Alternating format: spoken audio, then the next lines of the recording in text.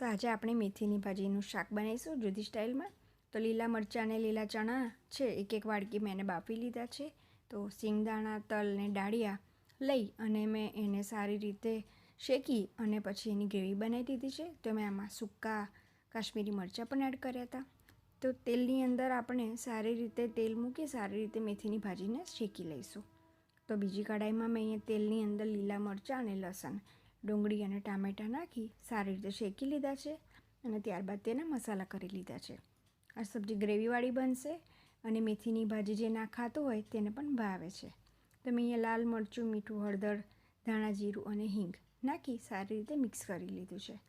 તો આ સારી રીતે મિક્સ થઈ જાય, શેકાઈ જાય એટલે આપણે તેની અંદર લીલા ચણા અને તુવેર જે બાફી હતી એ એડ કરી અને એને સારી રીતે મિક્સ કરી લઈશું. તો હવે મેં અહીંયા ગ્રેવી નાખી છે, જે સિંગદાણા, ડાળિયા અને તલની બનાવી હતી તે ગ્રેવી નાખી અને એને સાંતળી લીધું છે.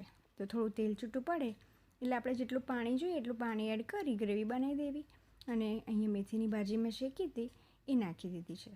તો ઉપર સરસ મજાનો કલર લાવવા માટે મેં તેલની અંદર લસણ, સૂકા મરચાં અને લાલ મરચું પાવડર નાખી અને વઘાર કર્યો છે. તો રેડી છે મારી સબ્જી. રોટલા, રોટલી અને રાઈસ સાથે બહુ મજા આવે છે ખાવાની અને જલ્દી બની પણ જાય છે. તો તમે જરૂરથી